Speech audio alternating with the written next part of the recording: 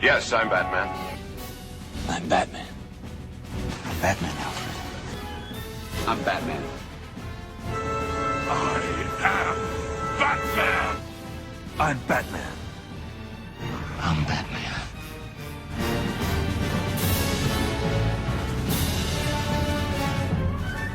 Greetings, Bat Family, and welcome back to Holy BatCast, brought to you by Real Fans for Real Movies. Please visit our website, holybatcast.com, and follow us all over social media on Facebook, Twitter, Instagram, and YouTube. Just search for Holy BatCast, and you will find us. We are also on Patreon, so if you love what we do, if you want to support us, you can do that through patreon.com/holybatcast. We do appreciate it. We know you don't have to, and you don't have to. We still love you anyway, but if you do feel the need, please and thank you. Again, that's at patreon.com/holybatcast.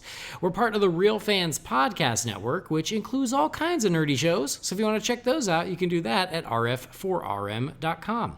As always, I am your host, Andy DiGenova, and you can follow me on Twitter or on Instagram. It's just my name, Andy DiGenova.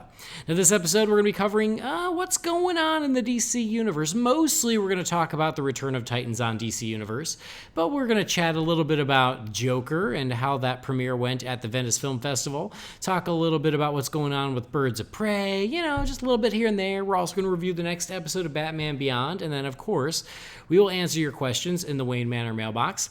Joining me for all those fun things, it is the Jason Todd to my Dick Grayson. It's Brendan Lowe. I suppose it could be worse. I could be Damien. Thank you. Hello. Hi, Brendan. How you going? It's good. We do not have a Jamie Drewley this week. It's football season.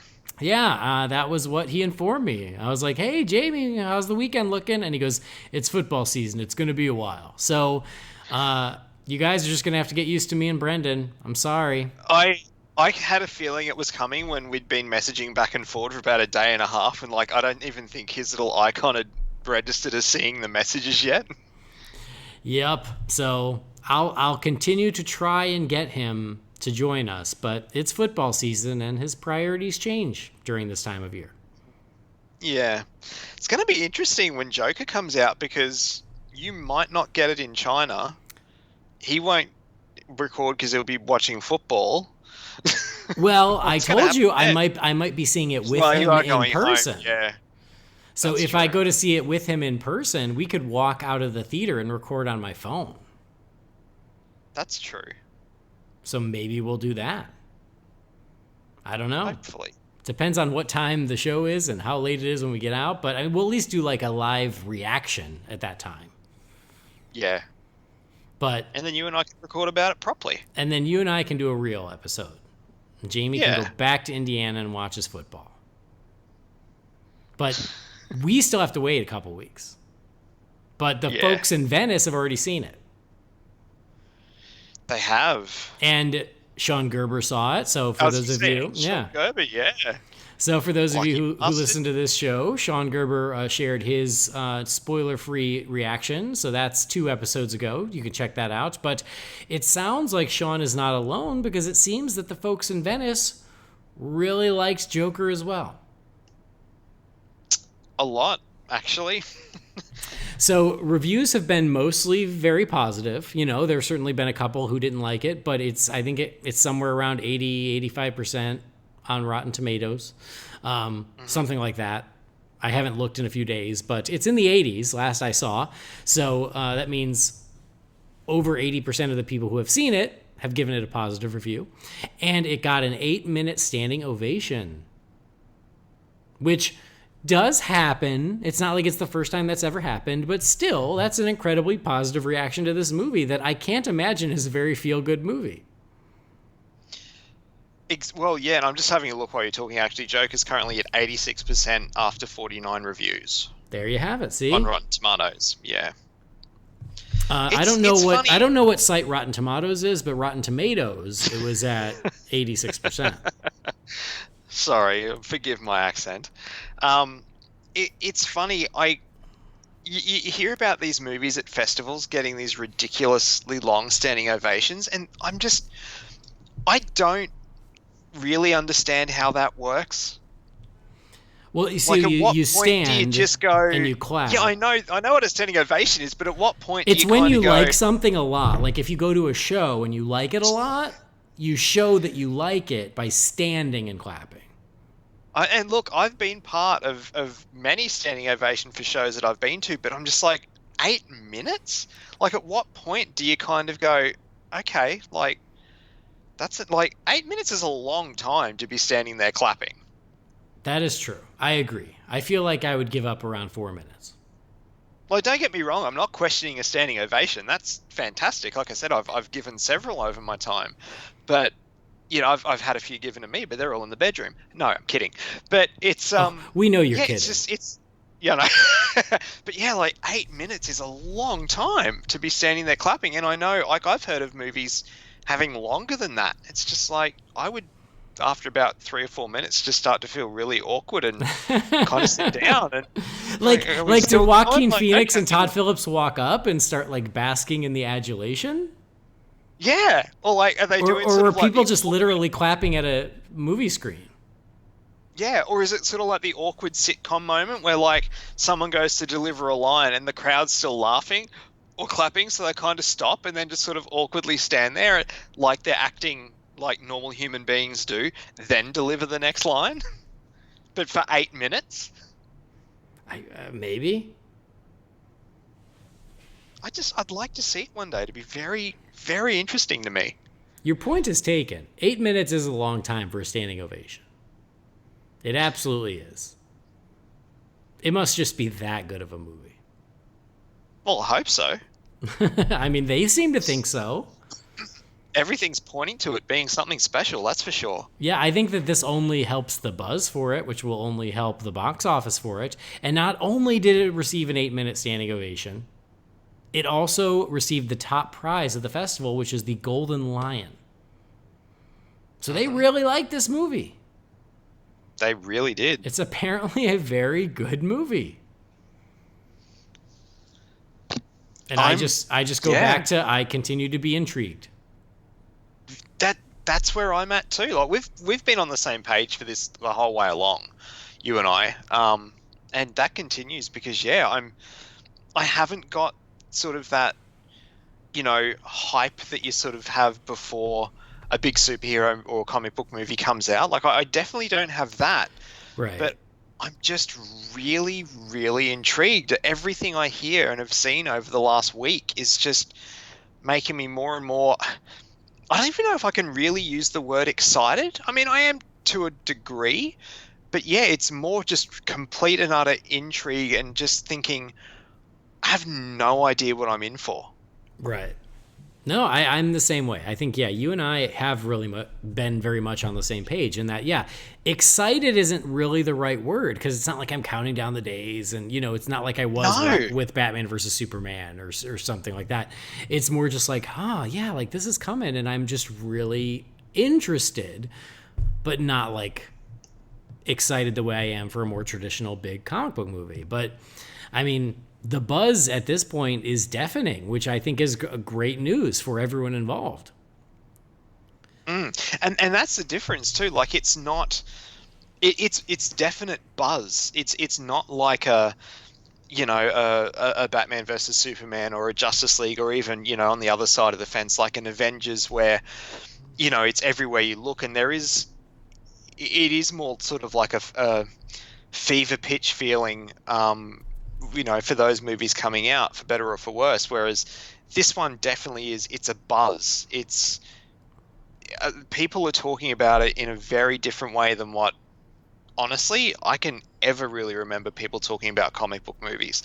Maybe The Dark Knight, but that still had a real event movie. Well, it was an event movie, you know, excitement, hype, lead up to it. But, you know, when people started saying things like, you know, it's The Godfather Part 2 of comic book movies, like, you could tell it was going to be something special.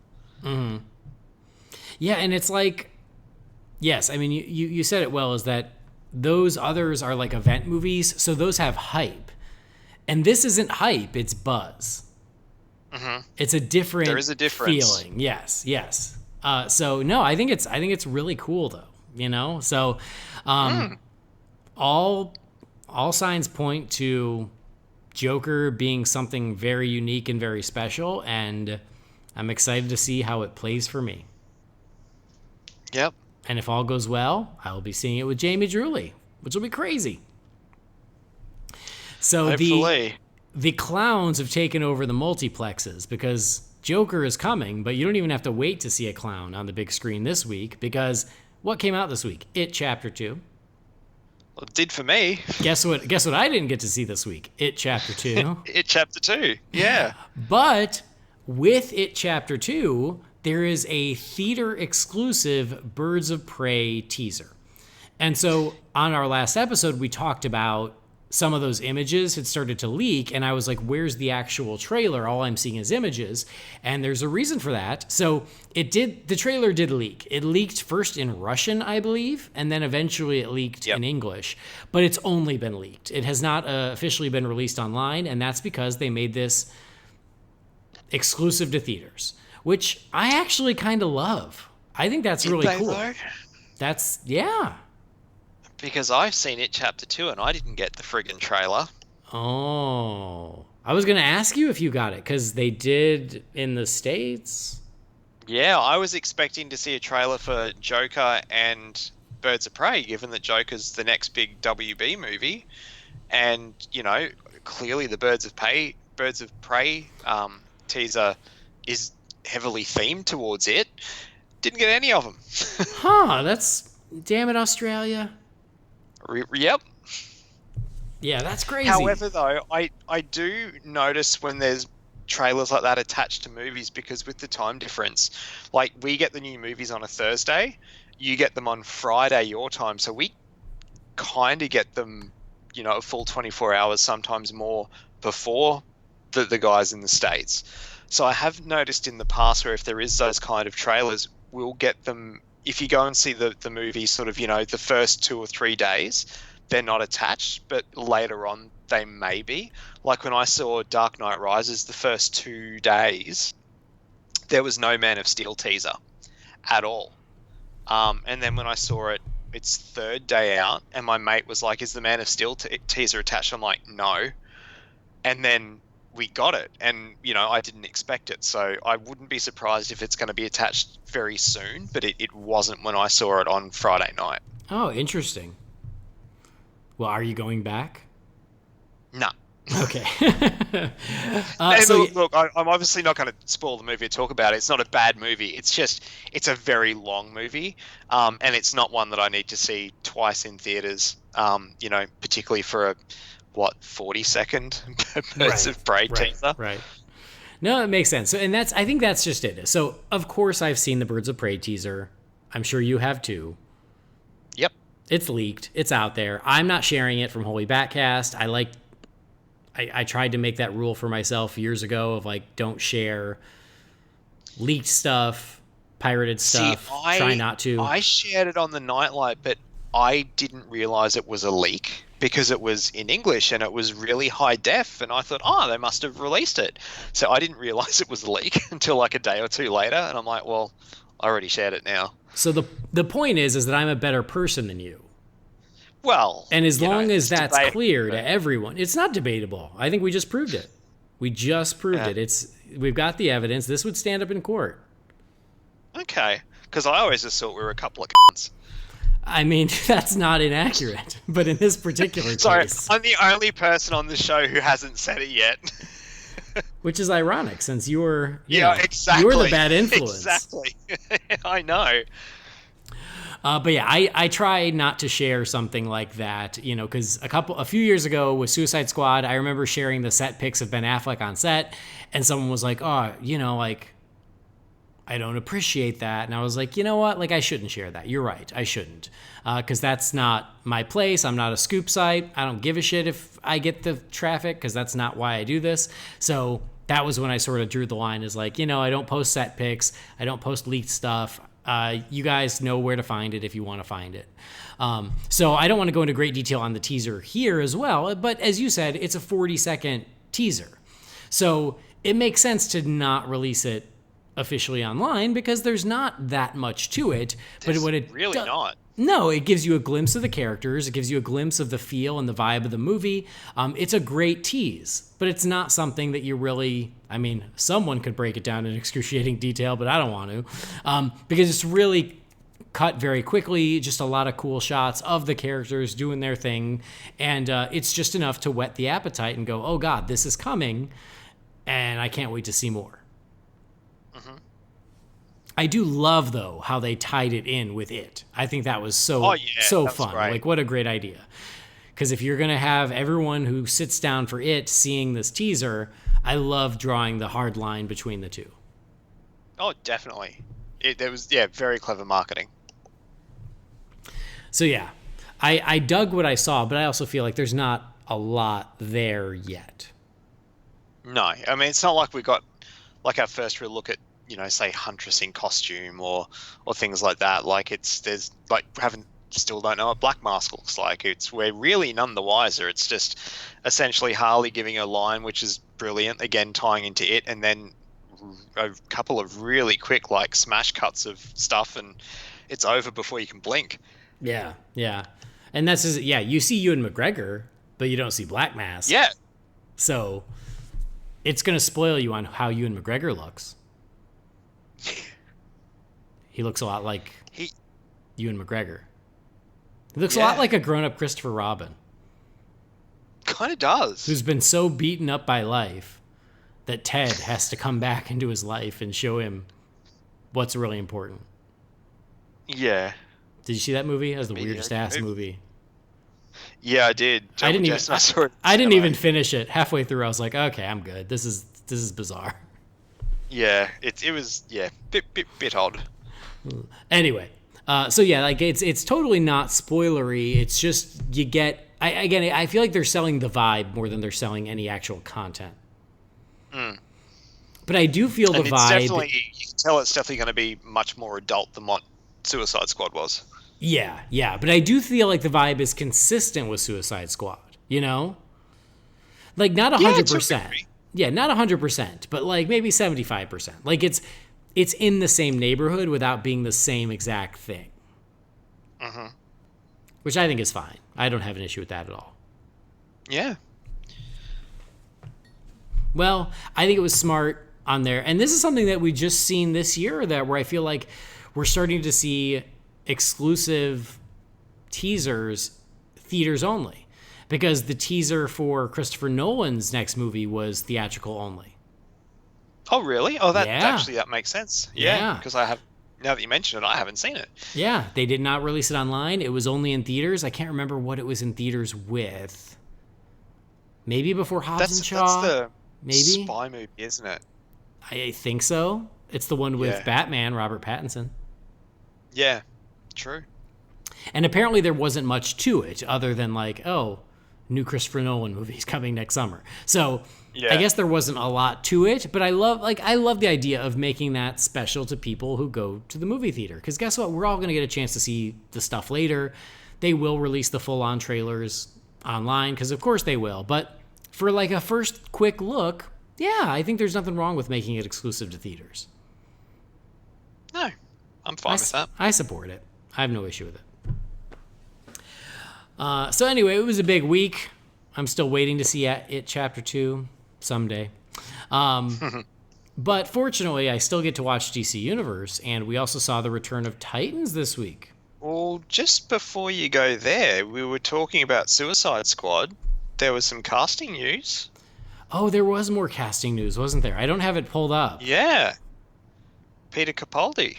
Yes, Peter Capaldi, but we don't know who he is playing. No, but apparently he's going bald for it. So I did see that. I did see someone say maybe Mr. Freeze, and I'm trying not to get my hopes up because because as soon as he said that, I can't not see that. That's brilliant. And I want that very badly. So if this doesn't happen now, I'm going to be heartbroken, and it's all going to be Julian's fault. Yeah, what an asshole. I know. What a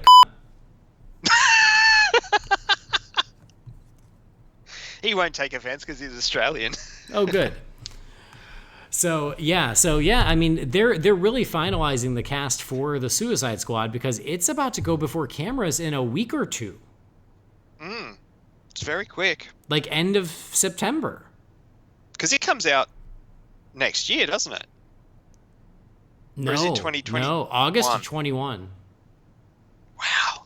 See, it's so funny. I mean, I know they're different beasts, and one will have quite a bit of post-production, I imagine, but like, it feels like just a couple of months ago that they started filming Joker.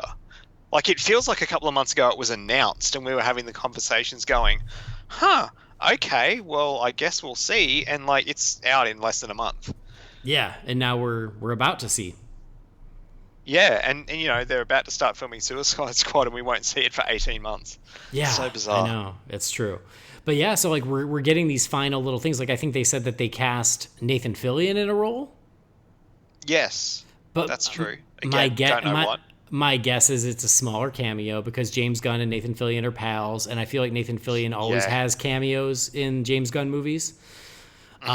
But I will say this: I mean, you guys, I'm not the biggest James Gunn fan in the world. I certainly hope to be pleasantly surprised with the Suicide Squad because I want it to work out. But if he gives me a Mr. Freeze, it's going to go a long way into making him my friend.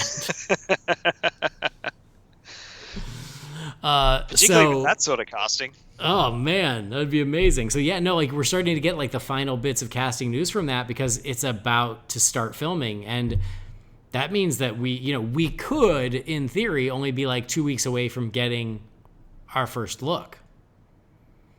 Yeah. Because like as soon as they go on location, we usually get an official look of the characters because they don't want set photos to be the first impression we get.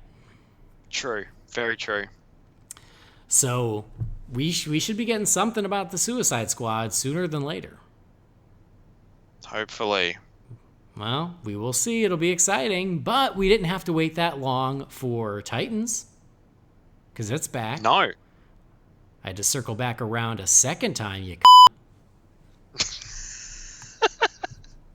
It's getting to the point almost going to have to put an E warning on these episodes. So, the season 2 premiere of Titans was released on Friday, September 6th. That sound right? Yeah, sure. Yeah. I've got a calendar next to me. Yeah, the 6th.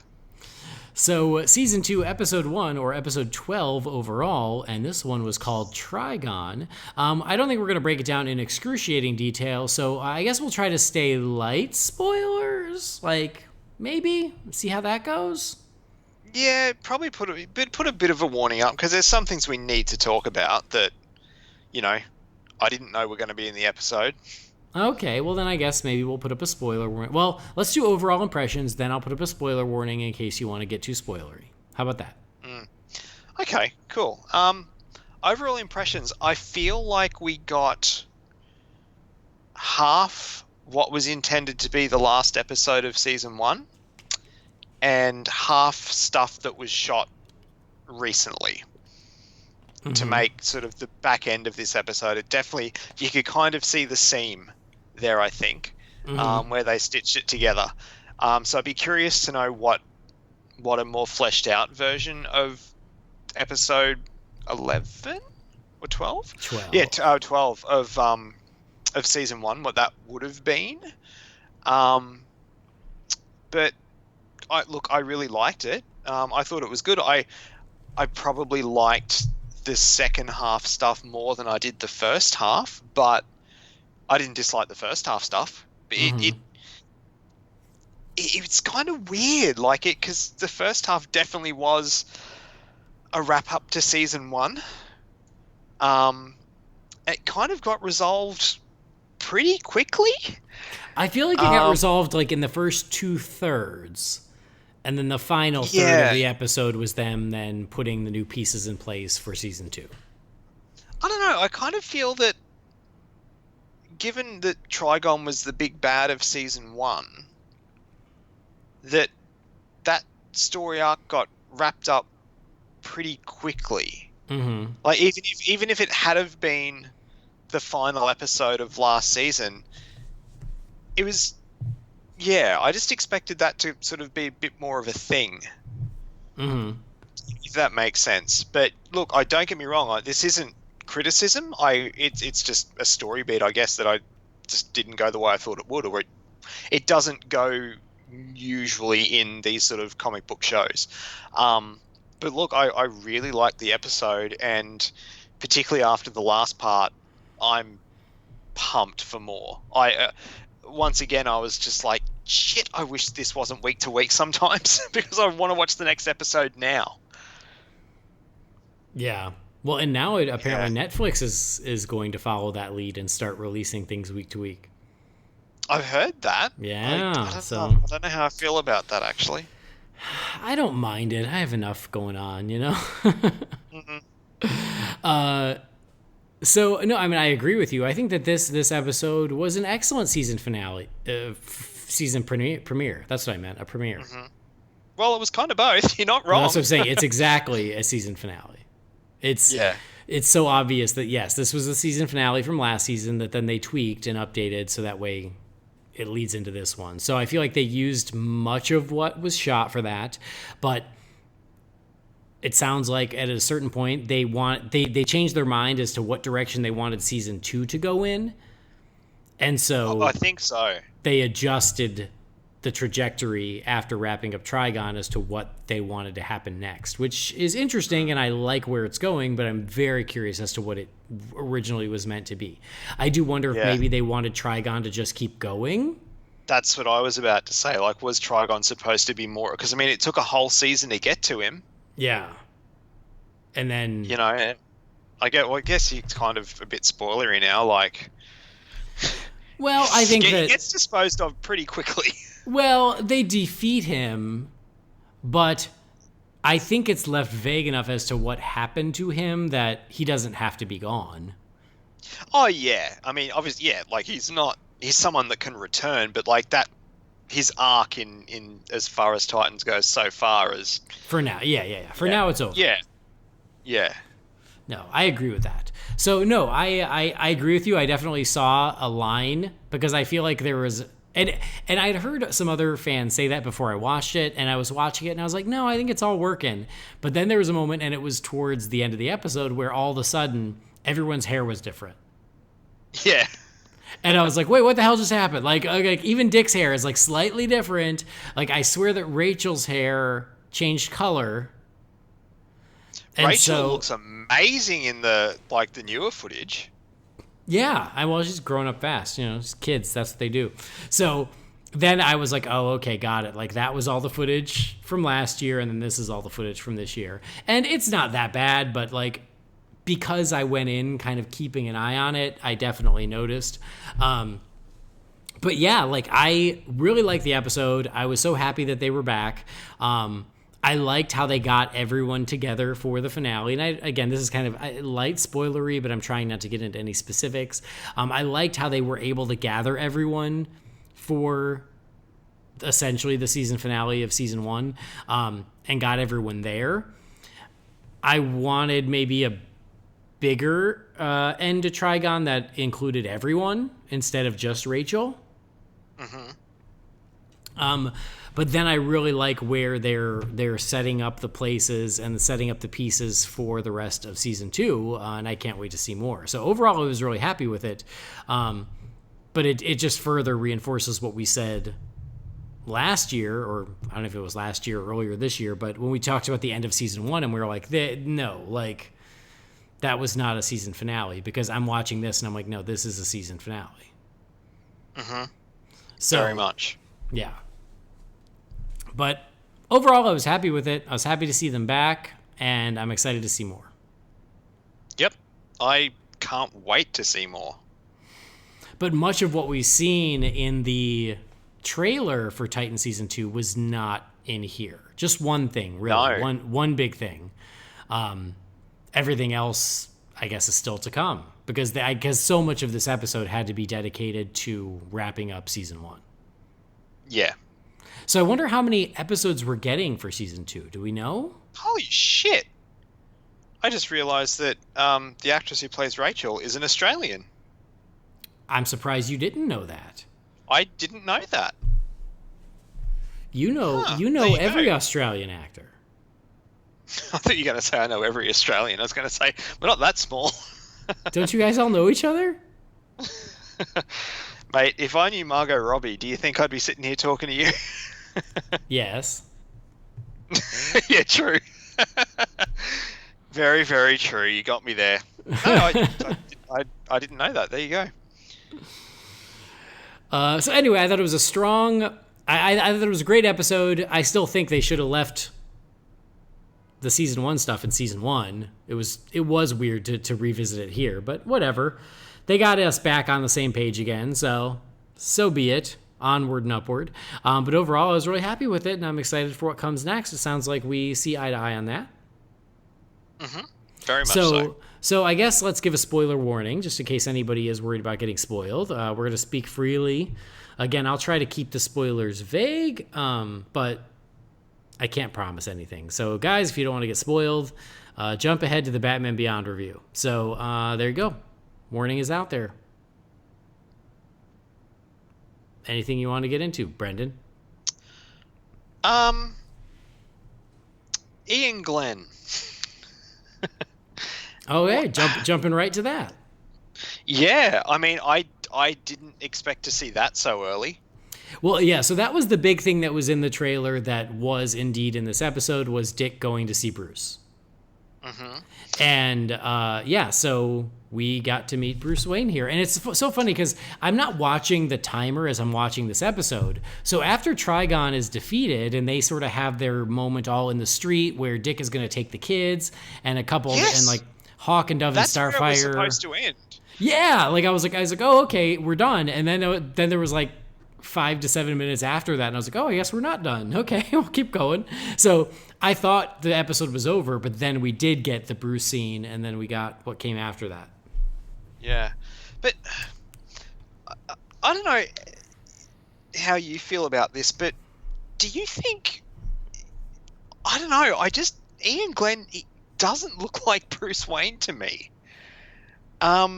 Or more to the point, in terms of the timeline of things, you know, the way that we know them to be, does he seem a bit old?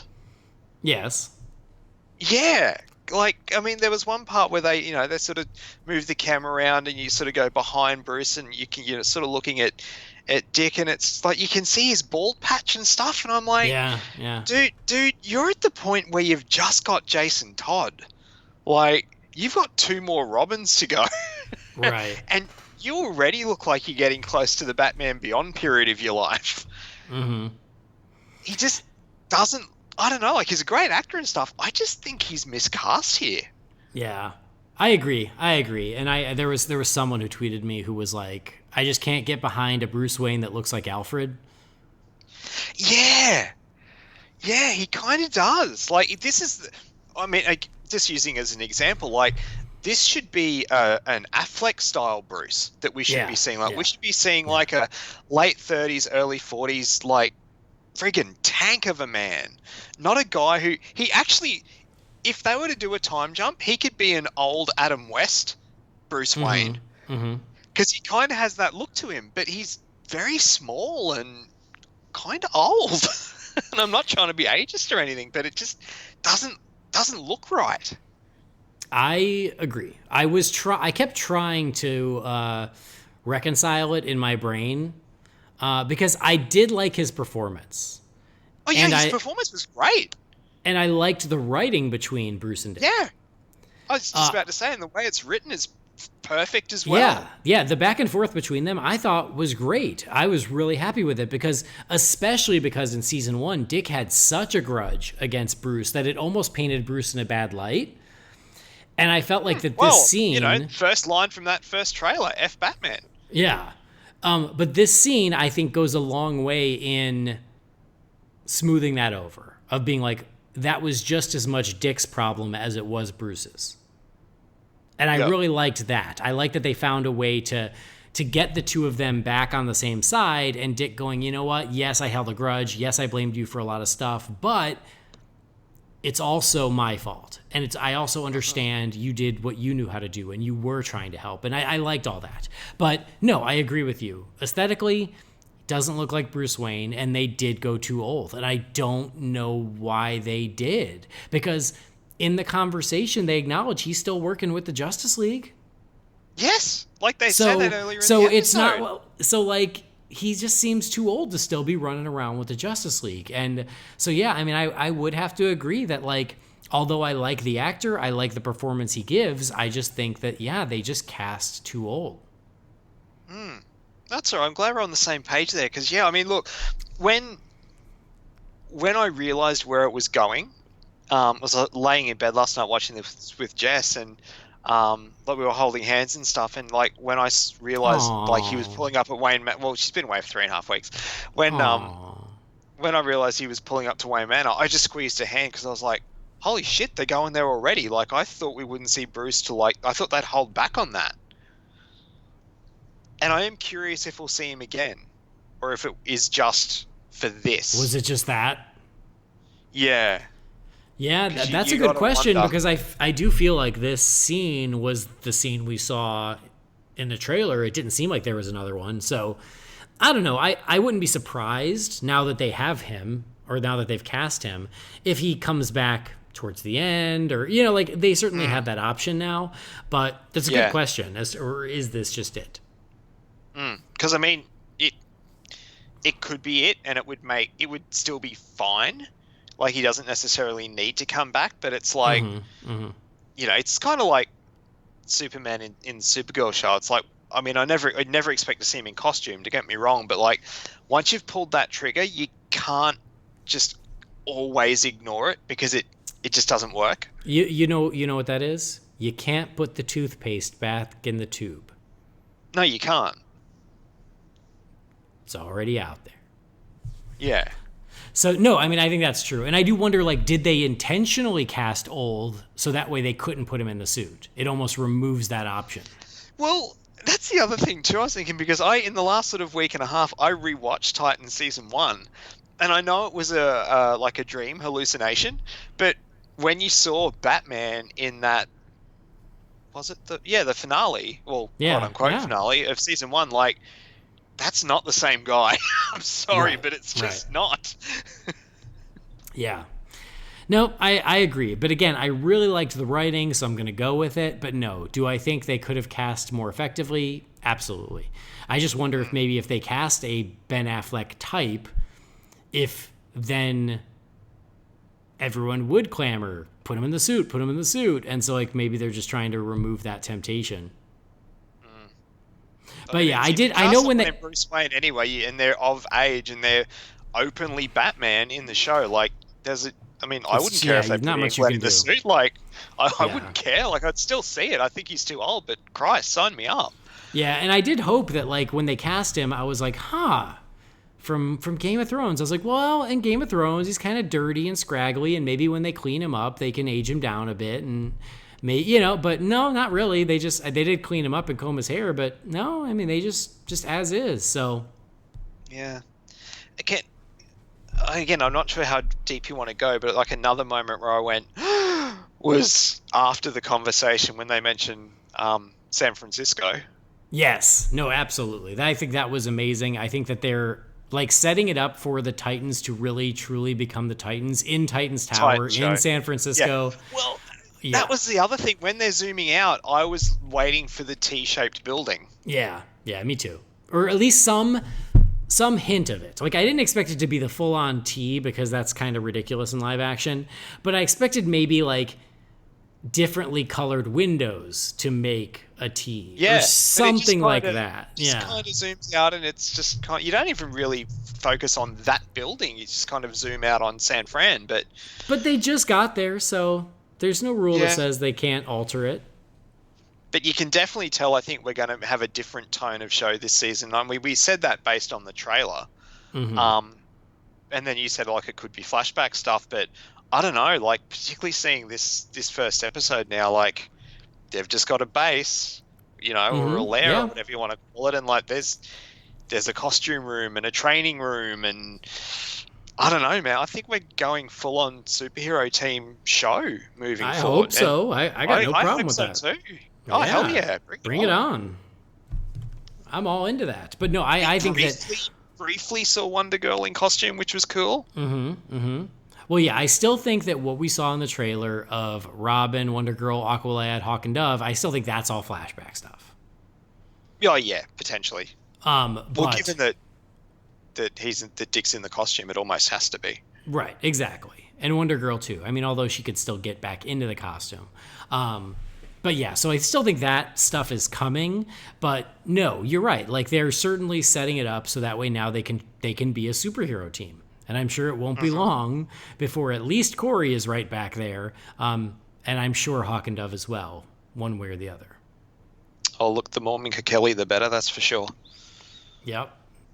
No argument. And I thought it was interesting, and I'm honestly not mad at it, is that I like that Jason Todd is officially part of it too.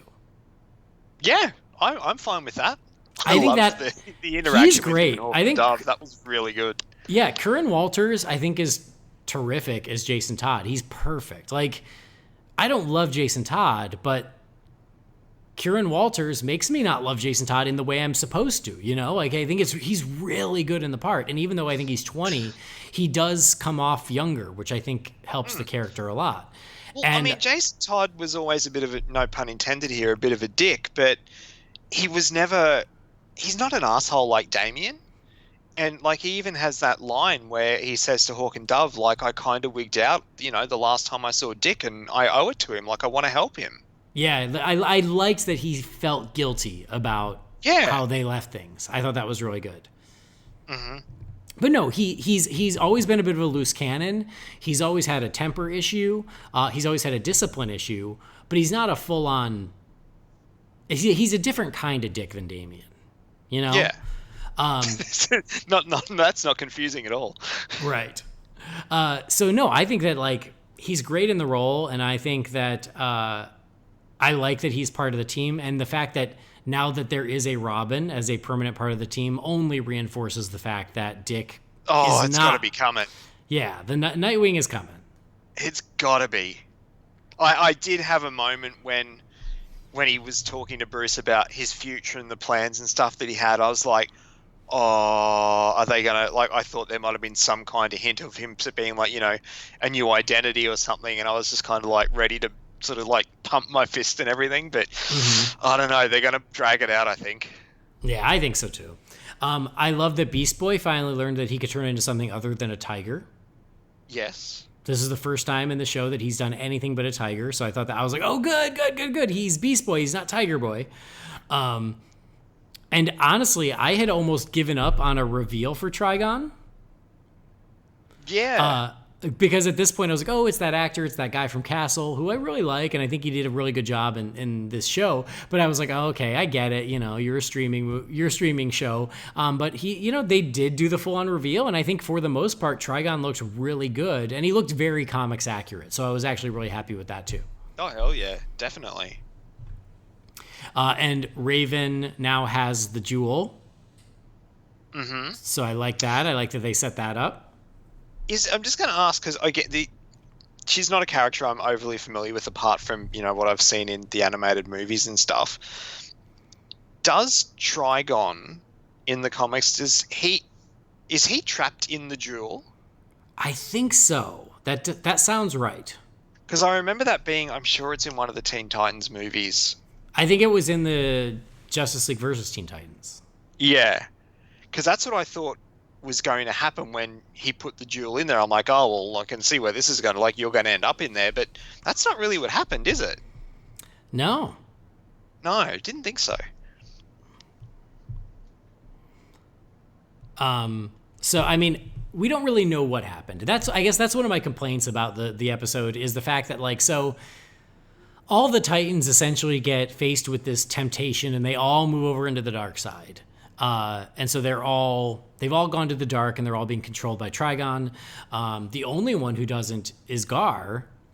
And so Gar manages to pull Rachel back, and then Rachel pulls Dick back. And then Rachel, once she's back, and now she has the jewel, which I think makes her that much more powerful because Trigon wanted her to rule with him. She has that, and she walks out after Trigon to defeat him. And she defeats him, but it's left so vague as to what she does and then what happens. And where he goes. And yeah, it's literally just like a big mess of CG magic, and all of a sudden he's gone. And you could go, oh, she killed him, and that is certainly one of the possibilities. She could have banished him back to wherever he came from. That's another possibility. She could think that she killed him. Like, they left it so vague. And also, again, I wanted the other Titans to do more than just stand on the porch and watch. Yeah. And again, I'm realistic about the budgetary restrictions. I am, but I just felt like, man, like they're all there and they're just the audience at that point. But yeah, I thought Trigon looked great. And then, yeah, like I just thought that Rachel, like, just being able to just go defeat him because she wanted to, even though she got her powers from him. Yeah, it was just a little quick and convenient that she just could very quickly. Yeah. I did love the moment though where after he reveals his true form and he's like marching out towards the world, everything around him is dying and the birds are falling out of the sky. Like, that was really cool.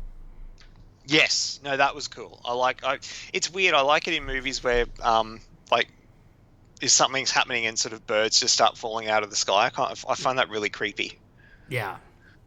Yeah. Or if they're flying into a house for no reason. Right. So that was super cool. But yeah, so she just defeats him, and it's right after he's gone and she walks back to the house where her hair looked like a lighter blue than when she walked in. And I kept waiting for someone to mention it, because then I'd be like, oh, okay, it's because whatever just happened affected her and it affected how she looked. And I was like, oh, I was okay with that. But they never made a reference. And I'm like, oh, I think that they think I wouldn't notice. But I noticed. Yeah. Well, I mean, it does make sense story-wise too. Like, you know, she just got rid of the darkness or whatever. Like, right. Yeah, like I thought it would be like a rogue thing where, like, you know, in the first X-Men movie, after she is like in that machine, that big stripe of her hair turned white. And then they reference it and they go, oh, what's this? And she's like, oh, I like it. Like, I expected them to write it into the story. Like, she went and she banished the darkness and she's back a little lighter. I thought that was what they were going for, but nobody said a word. And I was like, okay, maybe I'm not supposed to know. Yeah. So anyway, I did love Hank and Jason Todd's interactions. I love that Hank just immediately hates the kid. Well, so yeah, their back and forth was awesome. The show's so well written. Yeah, so that was really, really fun. And then, as we said, you know, Bruce gives them Titan's Tower in San Francisco. Corey, Hawk, and Dove go their own ways. And then Dick, Gar, Rachel all come back to Titan's Tower? And Jason. And Jason, yes. Dick, Jason, Gar, and Rachel. And then so Donna left with the others. But again, I'm sure that they're all going to come back. I will also say that aside from the underage members of the team, this is one of those shows where I pretty much have a crush on every character. Yeah. Like, yeah, I can see that. I love Dick Grayson. I love Corey. I love Hawk, and I love Dove. I just think they're all great. They're all very attractive. They're all very charming. I like them all. No, they're an attractive cast, that's for sure. Yeah. Oh, Donna Troy. Oh my God. Like, how good is she? Like, I just think it was such a well cast show that I just love them all. And she makes it about, you know, the tease that we had at the end of season 1 as well. Like, you know, Superboy's coming. Yeah. Waiting for that too. With Crypto. True. And so the other thing that we do get in this is we get the setup for Deathstroke, as who I assume will be the new big bad for this season. And it seems like he's sort of in self-banishment, if you will. He's given up the life. I kind of feel he looks a bit old as well. No, because Deathstroke is old. Yeah, actually, no, you're right. Because I always just keep thinking of Manu Bennett. Deathstroke should be old. In fact, when Manu Bennett was on Arrow, I was like, he's too young. Yeah. And then Joe even what's his face? Yeah, Joe Joe Manganiello. He was even cast a little young, but they aged him up with the gray and everything. Yeah, but he still didn't look old. No. But no, so Deathstroke should be older. I thought Esai Morales looked amazing. I thought he looked great, like right off the page. He looked so good. And so, yeah, it seemed like he was sort of in retirement, and then he sees that the Titans are back, which causes him. Yep, Titans are back, bitches. Which, now, I've only just rewatched the series 1. Did they refer to themselves, or were they referenced as Titans, like, that much in season 1? Because I can't recall it. I don't recall it that much, but it certainly set up that, yes, that was what the old team called themselves. Okay. Because even that's what Bruce says, back with your Titans friends. Well, that's what I mean. Like, they say it a lot in this new episode, but I just don't recall it ever being said that much. Like, you kind of gathered there was a team, but I don't ever remember them being referred to as the Titans. Yeah, I guess I don't either. Like I said, I've just rewatched it, and when they were saying it in the episode, this new one I was watching last night, I was kind of thinking, geez, they're saying Titans a lot? Like, and I don't recall them doing that previously.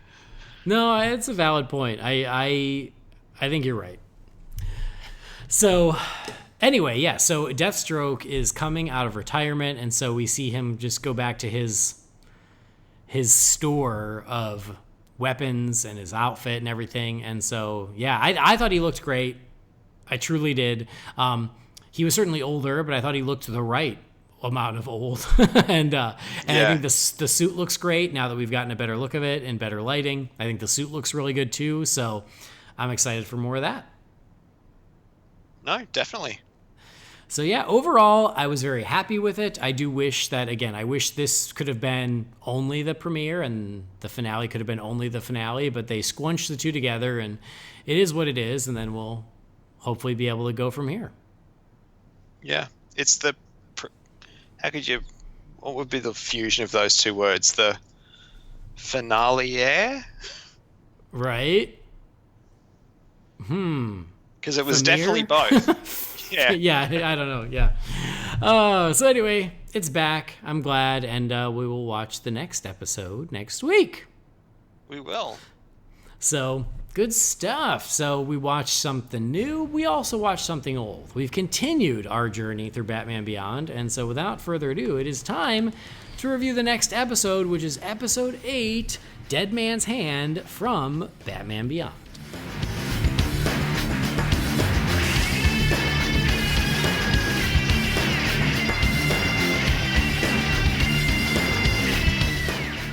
We continue our journey through Batman Beyond. This one, again, is episode 8, Dead Man's Hand. It is the return of the Royal Flush Gang. So the Royal Flush Gang is back to terrorize Gotham in the future, and now it's up to Terry McGinnis to take them down. So they're on something of a crime spree. Terry, as always, keeps getting caught up in his Batman duties and is late yet again to meet Dana, his girlfriend, and at this point, she straight up dumps him. And so he's really frustrated, and he meets a new girl named Melanie, and she completely understands. She's someone who moves around a lot, and so the two of them bond, and they create a little relationship. Turns out Melanie is, no shocker at all, is from the Royal Flush Gang. She's 10. So there's Ace, King, Queen, Jack, and 10, and she is 10 in the Royal Flush Gang. We find out they're a family that continues to pass down these monikers through the generations, which is how they're able to be in the future, which I thought was a very clever solution to how they're still active in the future. Yeah. I thought that was really smart. And so Bruce tells Terry about them and gives their history. And so, Terry is having this relationship with Melanie. At the same time, Batman is trying to stop the Royal Flush Gang, including 10.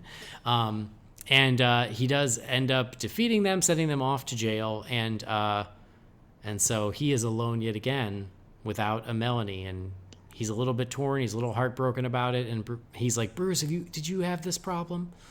And Bruce is like, oh yeah, let me tell you about someone named Selena Kyle. And that is Dead Man's Hand. So Brendan, what'd you think of this episode? This is where all the listeners go, oh Christ. Here we go again. Yeah, I actually really liked it. I really did.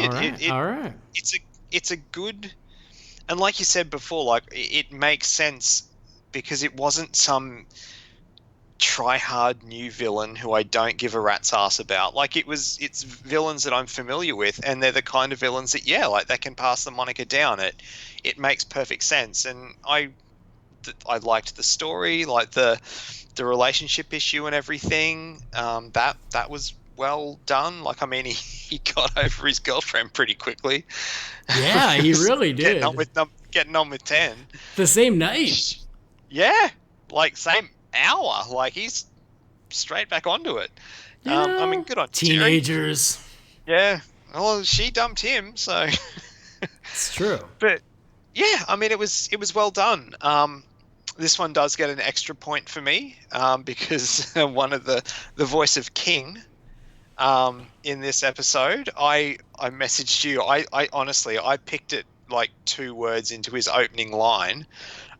King is none other than George James Bond Lazenby, which, you know, that goes a long way with me. I've said before, I love it when my 2 favorite things combine, and you know, fuse together, and that's definitely what this is. So no, I thought it was a good episode. It was enjoyable. It didn't have the elements in it that make me really not like this show as a whole. Yeah, I really enjoyed it. Nice. I really did too. I thought I liked it so much more than I remembered liking it.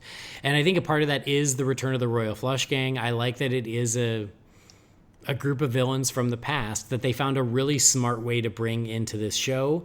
I love the way they look. I love their design. I love their dynamic between the family. I think all that stuff was really well done.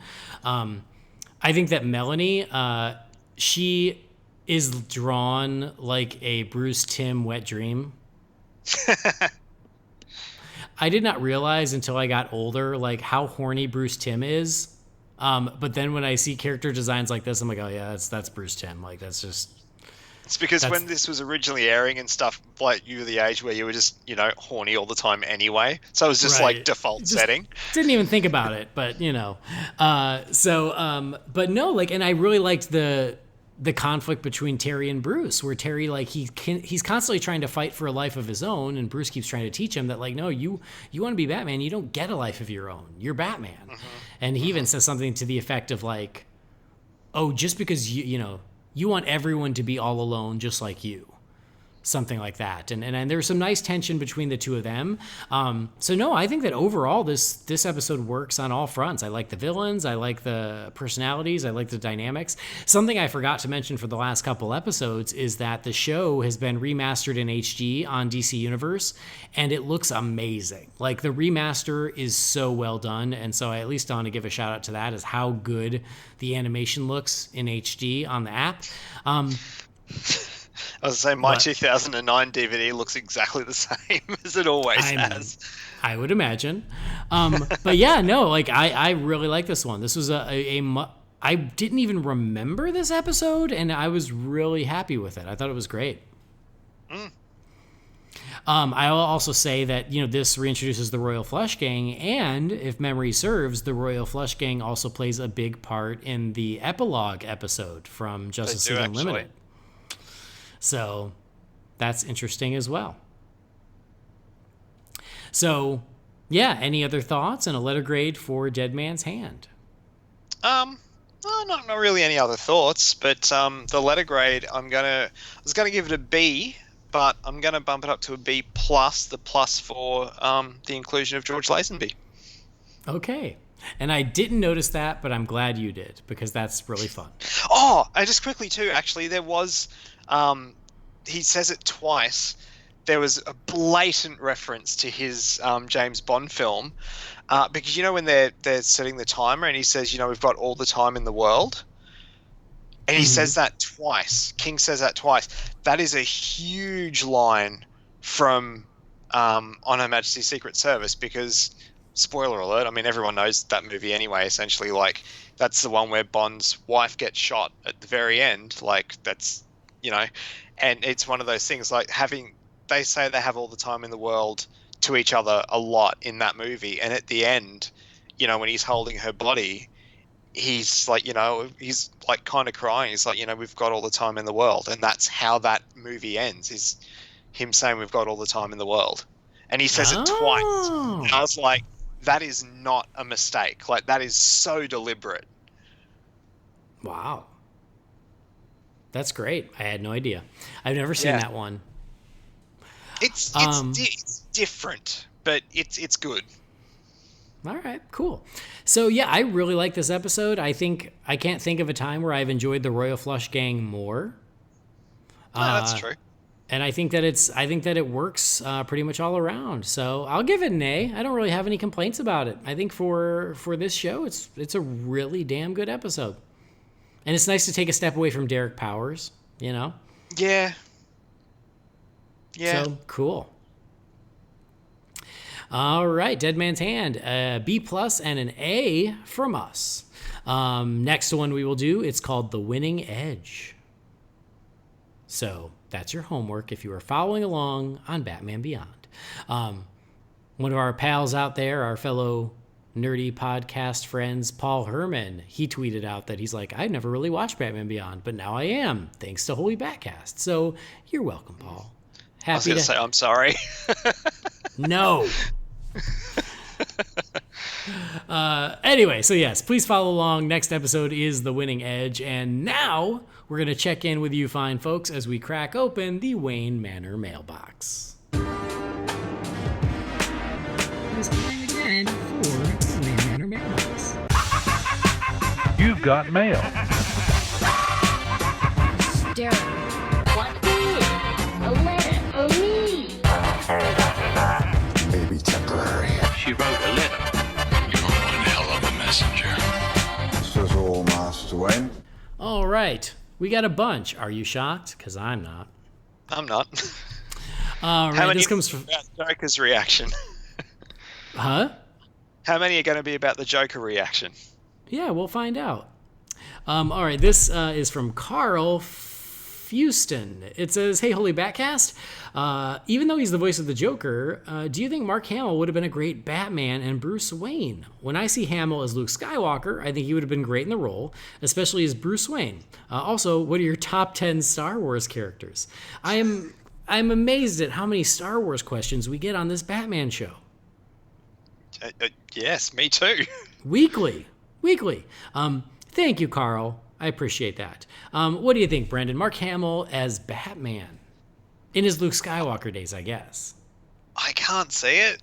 I know Luke Skywalker days, like, he may have been a decent, like, Robin, but I can't see him as Bruce Wayne. You know what? Like, if I think Star Wars, A New Hope, I agree. I can't see it. But if I think Return of the Jedi in the black Jedi getup, we have to color his hair. I'm sorry, I can't have a blonde Bruce Wayne. But we can have a white-haired Bruce Wayne on Titans, but we can't have a blonde one.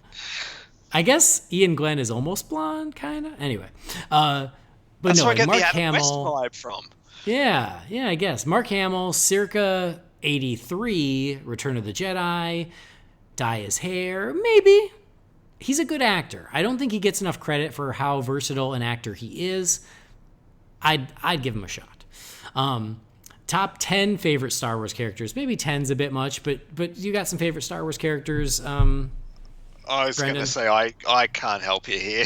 You got the wrong co-host for this episode. That was better for Jamie. Okay, favorite Star Wars characters. As a kid, I was in love with Chewbacca, and so I still love Chewbacca. Like, if I'm going to pick number one, it probably is Chewbacca. I mean, I think most of my choices aren't particularly original. I love Luke, I love Han, I love Leia. I love all three of them. I love me some Mace Windu from the prequels. I love him. He's great. Lando is great. I love Poe, Rey, and Finn, too, from the new ones. Of those, I would pick Poe, number 1, but I like Rey and Finn as well. So, there you go. That's almost 10. Doesn't everybody love Hayden Christensen, though? No. No, okay. That's not true. That's not a thing. No, even I knew that. I was just being an asshole. Yeah, shut your mouth.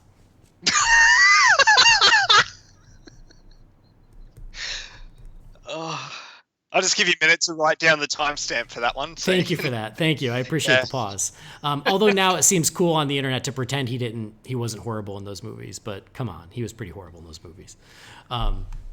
So I don't know. There you go. There's a lot of them, right? Anyway, thanks for the message, Carl. There's quite a few. You probably named more than 10 there, actually. I'm close to 10. All right. Oh, I'll read this just because it's nice. Our pal Philip Barker, who's a big friend of the show, and he posted on our Patreon just a little review. It just says, Andy, Jamie, and Brendan, along with whoever else joins Holy BatCast, has a love and affinity for the character unlike any other. These guys take time out of their days to deliver some of the most intricate and elaborate conversations I've ever listened to, and thank a higher power every day that this show exists. Thank you for everything, and keep up the batastic work. Well, that's just enough to make your day right there. That's why I had to read it. It was just too sweet. I had to read it. I don't know about the intelligent conversation part. I mean, they're conversations. There's conversations, yeah, definitely. I don't know how intelligent they are. I'm just glad that he thanks a higher power for my show. Like, that's amazing. That's pretty high praise. Yeah, I mean, come on. All right, next message here is from Damian Magnuson. It says, hey, fellas, I'm wondering if it's worth it to get back into the Batman Rebirth run. I left off at Volume 8, the collected edition, Cold Days. I think it was called. I kind of lost interest. Now I'm seeing some cool Bane stuff. Along the way, Flashpoint Batman has been involved again, and that grabs my interest. Is it worth it to jump back in? Where's a good place to jump back in? Thanks, Damian. Damian, I am so sorry. I fell off myself. And I am not the person to ask. This is where we need Jamie. Well, I would say we do, but I think even he fell off. Yeah, I'm not sure. I stopped reading before. I might have read like the first issue or something of like the War of Jokes and Riddles. I dropped off ages ago. Yeah, like I'm kind of interested to get back as well, but I just haven't yet. It just hasn't been a priority. I honestly, I dropped off right after The Wedding. I'm using the air quotes, The Wedding. I was going to say, yeah. So, yeah, I'm sorry. Folks out there listening, is it worth Damien jumping back in? Let us know. I'm sure we'll get tweets. I'm sure.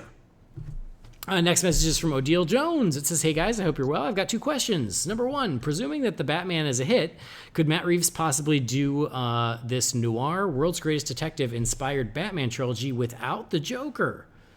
And I mean, he's not even seen on screen, just referenced at best. Or is the Joker too integral to the Batman mythos to not to come back even if Jared Leto isn't playing him? Number 2, on a similar note, if Birds of Prey is a smash, what do you think WB's next move should be? Gotham City Sirens?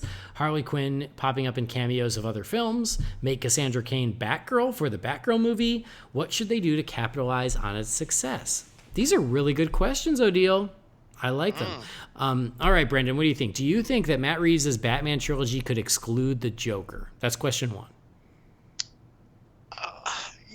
Yes and no. Like, you don't need to have the Joker to tell really good Batman stories. But if you're going to do, like, just say using the trilogy model that we've sort of come to expect these days, can you kind of have a complete film trilogy without the Joker? I don't know. It could go either way, but I think, yeah, I can't land. Part of me is just like, yeah, you could do it without the Joker, and then the other part of me is like, no, you kind of need him for at least one movie. Yes and no is the best I can give. Well, great. Although I don't disagree. I think that, could you do a great Batman trilogy without the Joker? Yes, I do. I absolutely do. There are plenty of other great characters in Batman's world. You don't need the Joker. But do I feel like I could have a Batman trilogy that I would consider definitive without the Joker? No, I do not. I think if you want what you would consider a definitive Batman trilogy, the Joker's got to play into it somehow. And then if Birds of Prey is a smash, how should they capitalize off of it, Brendan? I'm still all for seeing Harley and Ivy team up on the big screen. Whether that's in a Gotham City Sirens or even just a Harley and Ivy movie, I don't know. But yeah, it does beg the question, and it's not just going to be with the Harley character and stuff. It is going to be weird as to how they move forward with the DC stuff, given that part of what they were setting up is successful and they're going to carry on, and parts of it they seem to be letting go by the wayside. It's a bigger problem than just Harley and Birds of Prey and stuff, where they go from there. But more Harley's not going to be a bad thing. So right. Yeah, I mean, if I had my way, I would follow up Birds of Prey with Gotham City Sirens. I would make it the next step, because then you can bring in Catwoman and Poison Ivy, but still have Huntress and Harley and Black Canary. And I say that's a great idea for a sequel to Birds of Prey. You're already going to get more Harley, presumably in the Suicide Squad. The only thing I would say is no, I would not make a Sandra Cain Batgirl. No. Barbara Gordon should be Batgirl. All right. Next question here. It's from, Jeremy Lloyd. Ugh.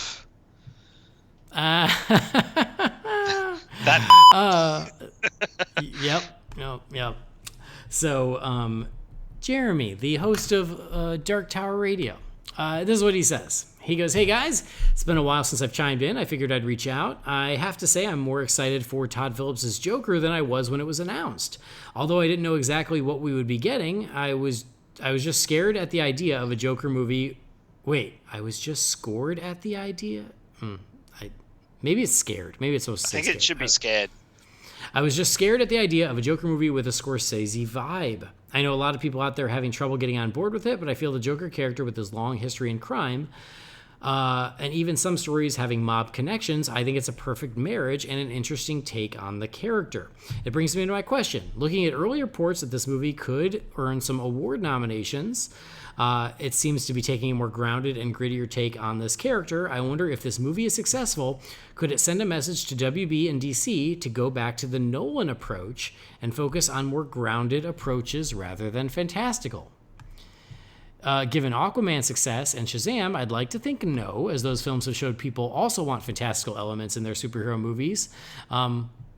Your pal, Jeremy. Jeremy, thank you for the message. Brendan, what do you think?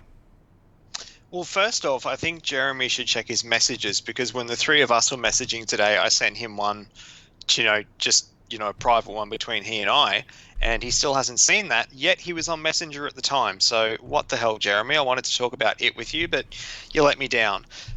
Secondly, I think Warner Brothers have hopefully learnt their lesson.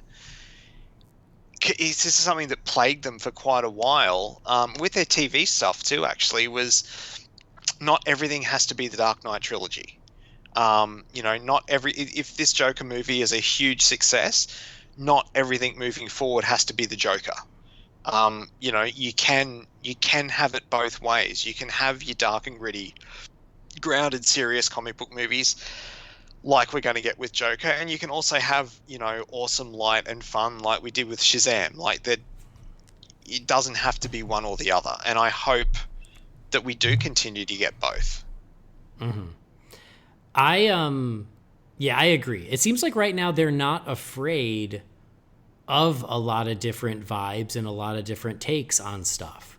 It seems like they're willing to go with it depending on what that filmmaker wants to do. They're okay with that because Aquaman was very different than Wonder Woman, and Shazam was very different than Aquaman, and Joker is very different from all of those. And Birds of Prey feels like it's like slightly Suicide Squad, but a little different. Like, they seem to be embracing variety in the choices that they're making, which I think is great. And so even if the Joker is hugely successful, which it looks like it will be, do I think we'll get more in that vein? Probably. But do I think that we will stop getting the others? No, I don't. And the way you're describing it too, and I don't mean this in a negative way, and I don't mean this as a shot across the bow, but if they continue to make the movies like that, that's going to be something that will set them apart from the MCU.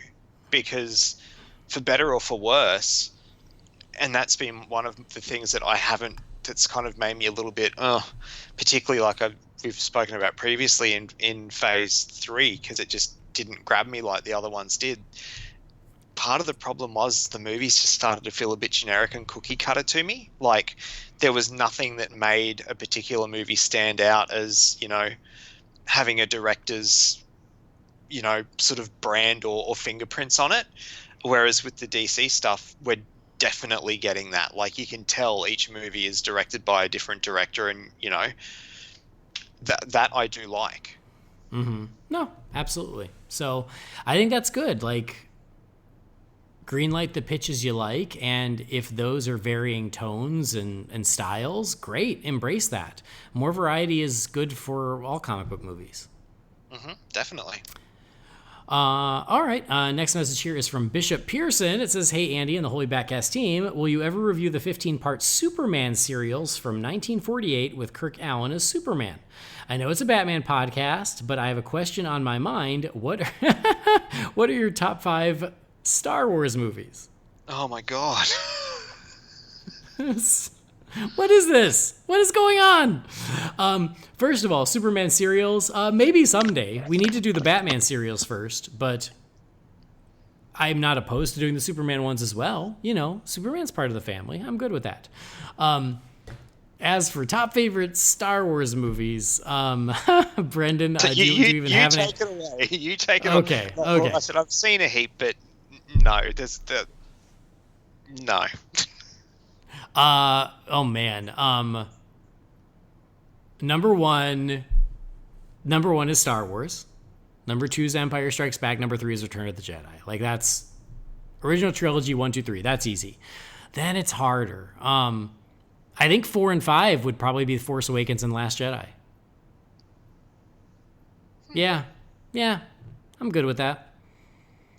I don't hate the prequels, but like, I think Force Awakens and Last Jedi were probably better than the prequels, probably.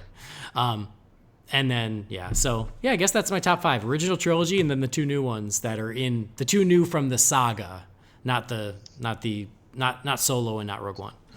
Yeah. So, anyway, and again, there you go. Just for the record, if people haven't heard before, I've tried multiple times to get into Star Wars. I don't hate the movies or anything. They're just not my thing. That's all right. That's me and Bond, man. Like, I got nothing against Bond. Yeah. I just never got into it. Yeah. So, all right. Next message is from Steven Marshall. It says, "Hey, guys. As for, he's talking about the CW crossovers. He says, Brendan thinking that Superman may die in Crisis. I think he will too, but not Tyler Hoechlin's version. I think Brandon Routh's Kingdom Come Superman might end up sacrificing himself. I also have a theory that Superman and Lois's son John might play a major role in the crossover and will be aged up to a teen. Also taking a similar role to Alexander Luthor. What are your thoughts? Batman Beyond, it's all the way in season 3, but I'm 99% sure that you'll all love the episodes The Call, parts 1 and 2, where Terry joins the Justice League, and an older Kingdom Come style Superman is leading them. Another thing I was wondering, do you have any plans to review the Batman crossover episodes with Superman the Animated Series? And lastly, a non-DC related question, does Brendan watch the Aussie soap Neighbours? It's massive here in the UK. Thanks. Sorry this was so long. Anyway, Steven, thank you so much for that. Okay, let's take these one at a time.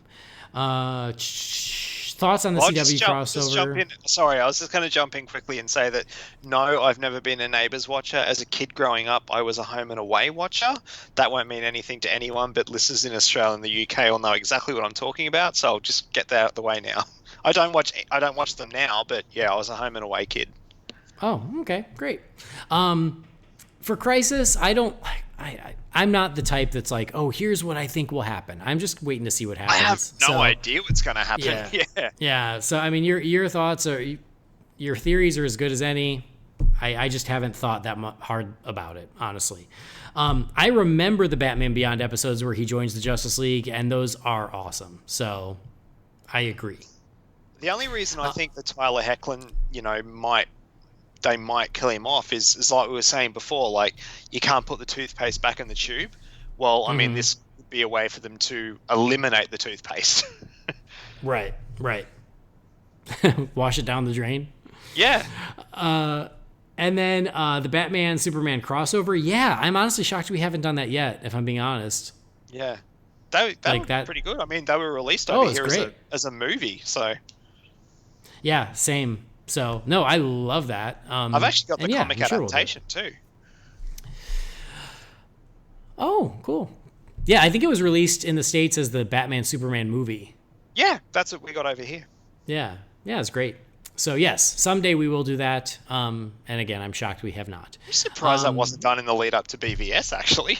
It seems like a given. I feel like it was discussed, and somehow it just kept not happening. Yeah. All right, this is from our pal Chris Elliott. It says, "Hey guys, I love the show. I heard a podcast where you guys shared with the audience your pumpkin obsession.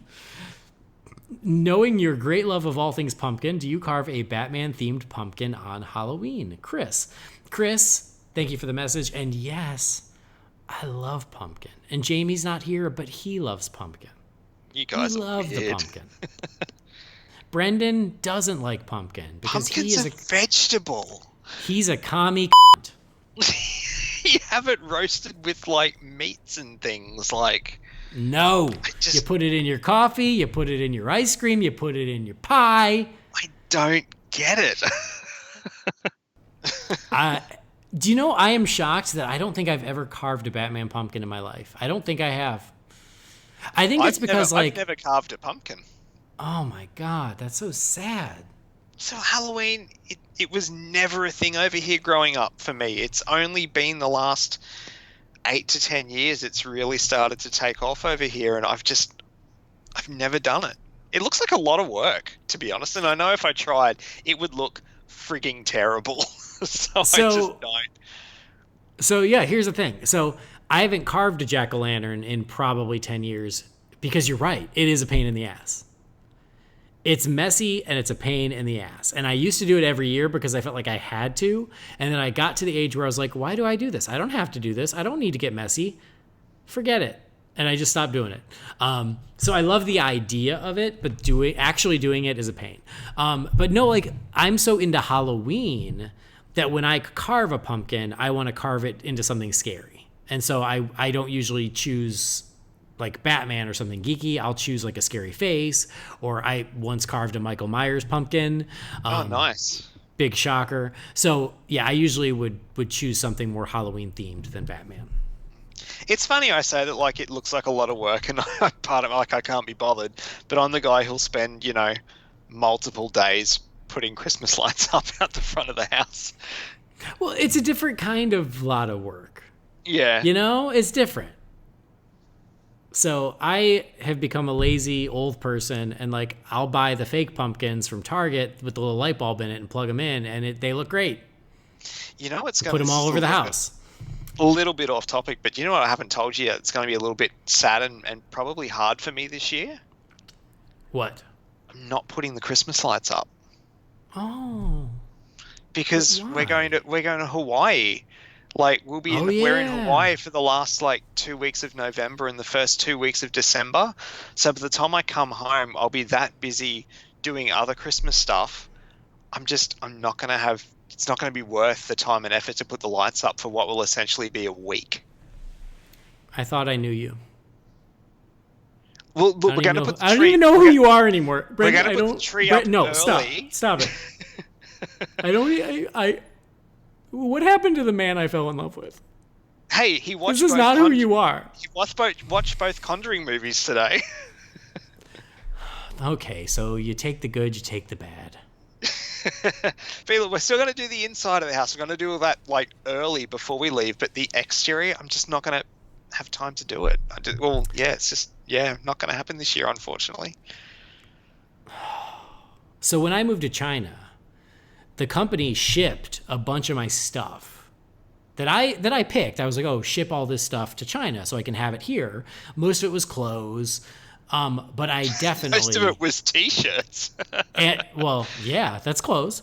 Most of it was like clothes and deodorant, if I'm being honest. But I also definitely included a small Christmas tree and a select assortment of Christmas decor because I can't be here for 2 Christmases and not have some festive joy in my apartment. Oh, like I said, we're still doing the interior. It's just the exterior that we're not going to do this year. All right, well. But I guarantee when I come home, I'll be just kind of like, I won't be able to let it go, and I'll maybe just do a smaller version of what I do every other year. But yeah, it won't be what it normally is. Nice. Anyway, thank you for that little tangent down Holiday Lane. Let's get back to Batman. It's always nice to talk Christmas. Well, first Halloween. All right, this next message here is from Dustin. It says, hey all, I love the show. Thank you first and foremost for that. Andy, Gambit is my favorite Marvel character as well. Always has been. Who would you cast to play Gambit in a live-action movie? And to keep it DC related, outside of the Bat fam or Gotham in general, who is your favorite hero or villain in DC? Okay, so who should play Gambit? First of all, you have incredible taste, Dustin, because not only do you love Holy BatCast, you love Gambit, so you're welcome at our table at any time. Who should play Gambit, and then favorite DC hero and villain that isn't part of Batman? God, I should have an answer as to who should play Gambit, but I have not thought about it in a long time because Channing Tatum wanted it for so long that I stopped thinking about other people. And now I'm very disappointed in myself because I don't have a good answer, and Gambit's my favorite. I should have a good answer. See, I don't know enough about the character to even begin to think of one. Well, first of all, he's the best. It's the most important thing. But God, I don't have a great answer. I'm so disappointed because I would be so critical because that's how much I love Gambit. It's like, oh, it's got to be perfect. It's got to be perfect. I thought that Taylor Kitsch in X-Men Origins Wolverine, I thought the casting was very good. I actually really liked him in the part. I just don't think they used him right. But the casting I was actually quite happy with. But as for who would do it now, I don't know. I'll have to get back to you on it. I'm sorry. Let me think about it. But favorite hero and villain in DC, Brendan? I mean, I really want to sort of stay away from the Trinity because, I mean, I guess... Like, honestly, my answer would be Superman and Wonder Woman. They're like my 2 next favorite hero characters. I'm going to throw a somewhat obscure one out there and just say that I think I've said it before on this show. I really like The Question. Mm-hmm. Like the Vic Sage version of The Question. I really dig that character, and I'm still surprised he hasn't shown up on like a CW show or something because... I don't know, it's the sort of perfect character for that kind of thing. So, still hoping one day, but villain out of the Bat universe. Oh, that's where you're going to get me. Because again, like I just sort of think, like my mind instantly goes to Lex Luthor. Because I do genuinely like that character, like particularly the, sort of the animated series version of the character as opposed to like the Gene Hackman, land tycoon version of the character. It's funny too because the Batman villains pop up often in other places. Well, Sinestro's good. Like Sinestro's a good villain. Mm-hmm. Yeah, I'll probably say Lex and Sinestro, because otherwise I'll just keep thinking and it'll be dead air. So The Question, Lex, and Sinestro. Yeah. Yeah? All right. No, I mean, it's a tougher question than it should be, but there you have it. Best hero, I want to say Blue Devil. But the actual answer is Green Lantern. I've always loved Green Lantern outside of Batman's world. Like, so as far as DC goes, always thought Green Lantern was awesome. And then villain is tougher because you're right. Like, Batman's villains sort of monopolize the DC universe, as they should, because they're so good. Yeah, I feel like Sinestro comes to mind just because I'm thinking Green Lantern. Reverse But I also Flash put is good too, actually. that's what I was about to say. I was about to say Reverse Flash. Because he has only gotten more formidable over the years, and he really is up there now. So yeah, there you go. They're all sort of coming to me now. Yeah, Black Manta's good too. Mm-hmm. I wish I had a better answer for the Gambit question. I'm sorry. Okay, next message. What do we got? This is Whistle Red. It says, hey, Holy BatCast family. Do you know if Batman was supposed to make an appearance in the Birds of Prey TV show besides the flashback scenes? Also, what's your favorite Rocky movie? What's going on? Did everybody did you guys all conspire behind our backs and ask things that aren't DC related? See what they say. I think Birds of Prey didn't get far enough along for them to really make that decision. I think that, yeah, if it had gone for 5 seasons, I'm sure they would have tried to find a way to bring Batman in. But because it only was that 1 season, no, I don't think that there were plans in that first season to bring him in past what you already got. Brendan, any thoughts on that? Yeah, ditto, pretty much. I think I've said on here before, I still can't help but think that they were maybe wanting to tie that into Smallville in some way, shape, or form. I don't know, because it was it was always sort of weird meteor rock stuff happening in that show as well, and they were happening concurrently, so it would have made some sort of sense. Yep. Favorite Rocky movie? Rocky IV. Brendan? Can I skip that question? Sure, you skipped the Star Wars ones. Because guess what? Come closer. Just you and me here. You've never seen? I've never seen a Rocky movie. Well, there you go then. They're all the same to you. I'm just not really a Stallone guy. So Rambo and Rocky, I've never seen any of them. That's all right. Not for everybody. All right, next message is from Franklin Gnosis. It says, hey guys, I heard on your last episode, Andy, that you purchased the Sideshow Gambit statue, which was the highest that you ever paid for a collectible. I just wanted to say that I've also paid a great amount for a comic book item this past summer.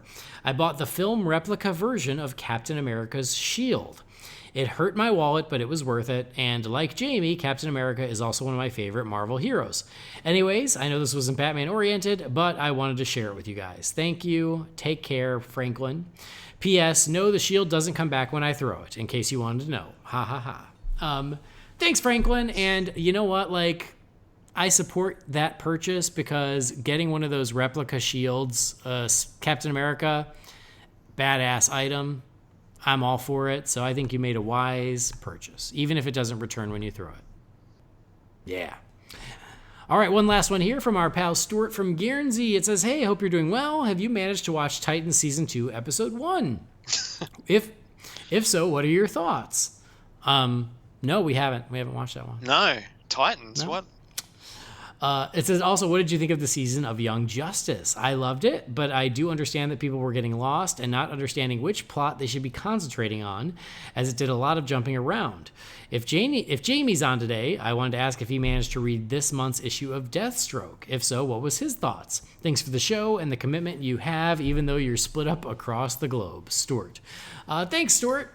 So yes, we'd already discussed Titans, so hooray for that. Young Justice, Outsiders, I loved it.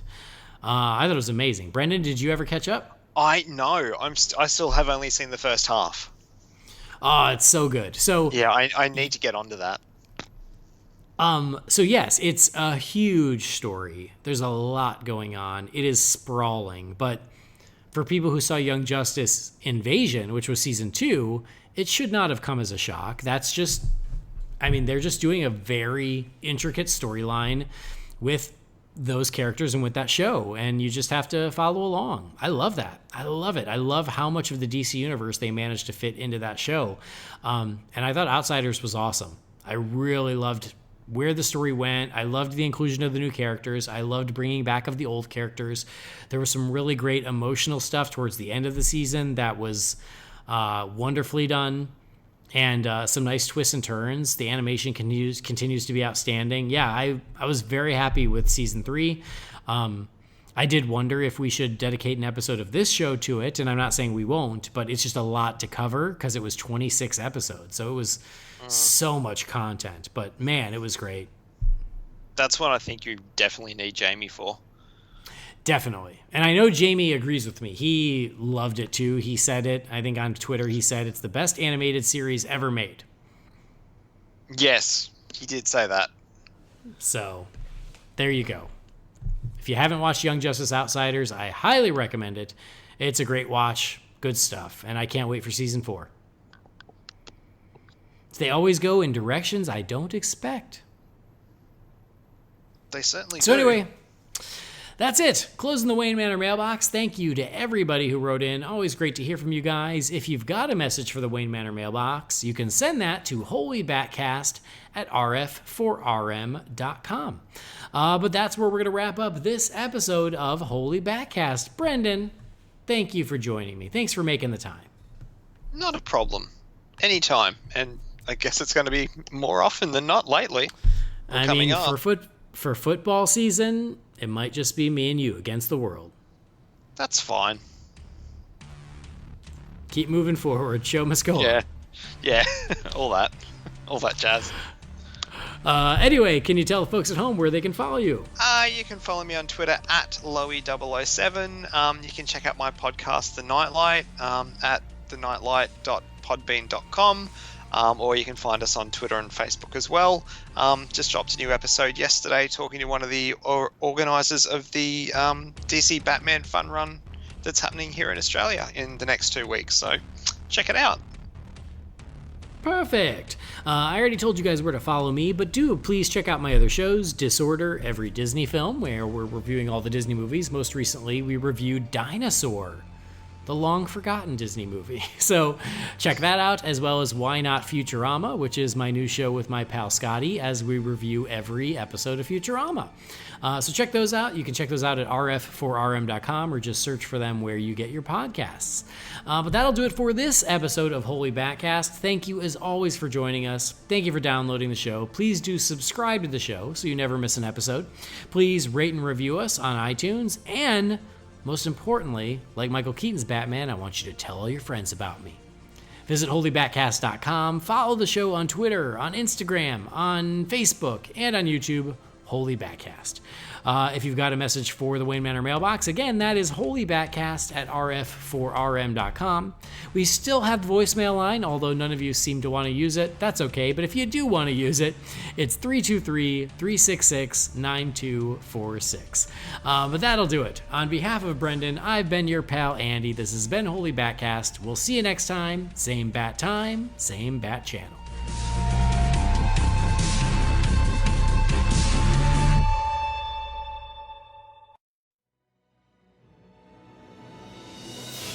Holy BatCast is brought to you by real fans for real movies. Remember, the thoughts and opinions shared by the participants are theirs and theirs alone, and do not represent the companies or organizations they happen to work for.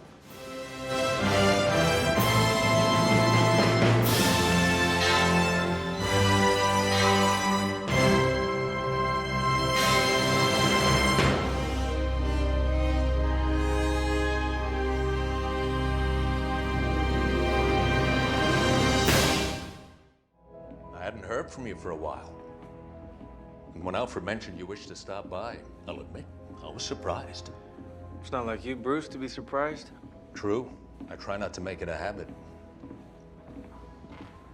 I see you made the news with your old Titans friends. And some new ones, too.